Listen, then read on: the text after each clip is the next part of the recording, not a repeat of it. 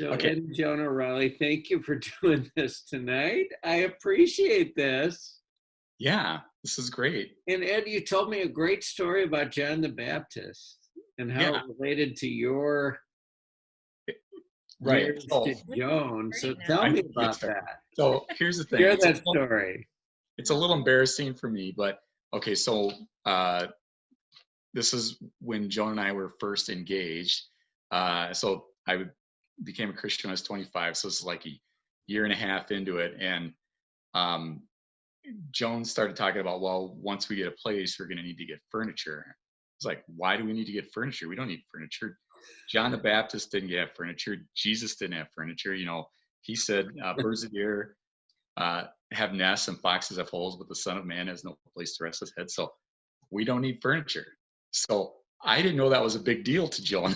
We're going to get furniture. So what were you thinking when I said that, honey? That I'm not going to marry you. Which would be a deal killer. I'm still wondering. So obviously there's a maturing process that goes along through this thing.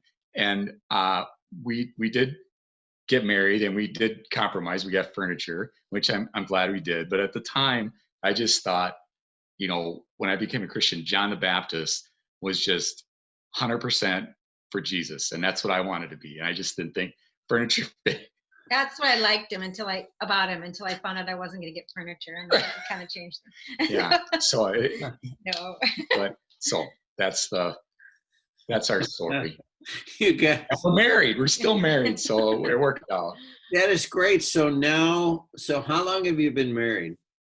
Yeah, so that's a great question. 34 years. 34 years. 34 years. Lou and I are coming up to 35. So yeah, we're right there. Same vintage. So, 86, what's? 85. We just got in the December 28th, 85. Oh. Okay, yeah. So here you are studying John. Yeah. And what have you learned about God? Yeah, I think the thing that's always great when you study John is just how different that gospel is from the other ones, and how he presents the whole eternity of the significance of who Christ is, and how nothing has been made that hasn't come through him, and it's just the eternity of the gospel and of Jesus Christ specifically. It's just amazing. So yeah, the redemption story through the whole thing.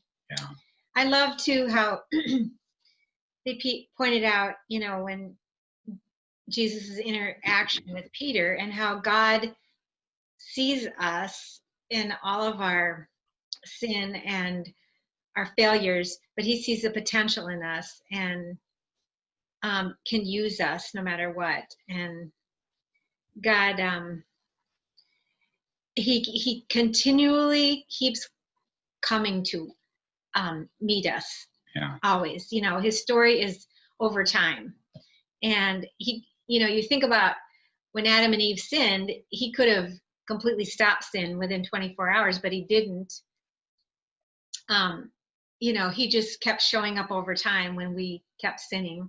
He kept coming to us and giving us grace, and all for the redemption story of his son eventually coming to die for us. So what an amazing story. Yeah. Yeah. What have you learned about yourself? yeah. So the thing that's amazing to me is, so I started as soon as I became a Christian.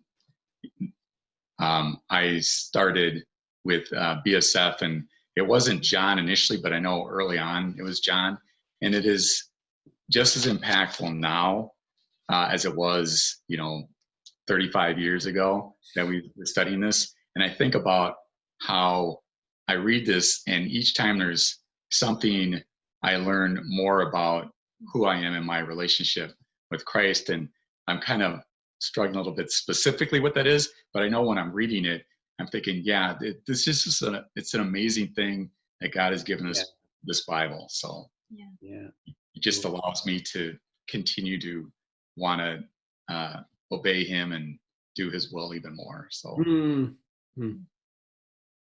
Well, for me, I loved the lesson last week, the wedding at Cana, and I've thought about this all week.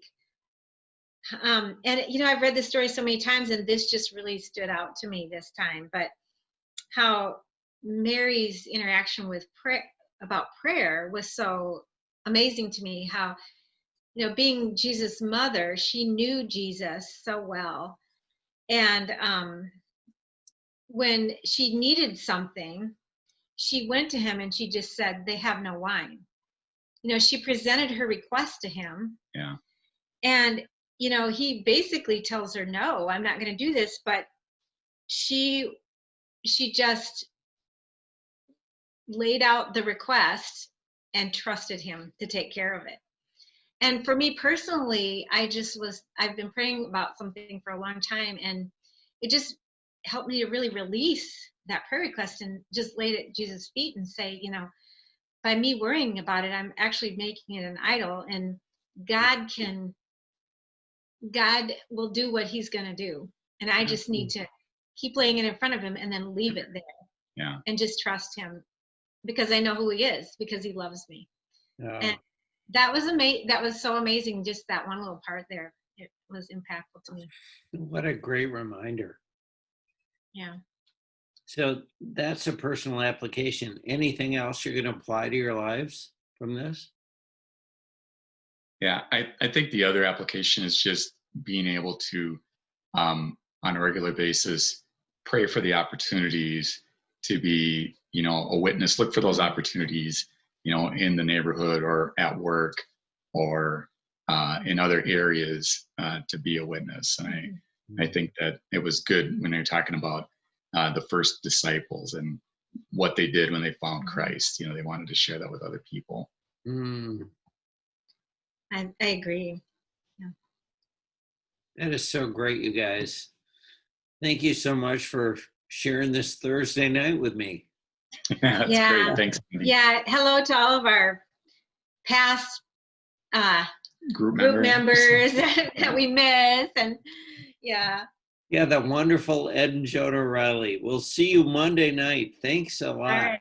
Thanks. Yeah, Bye-bye. thanks, Andy. All right. See you later.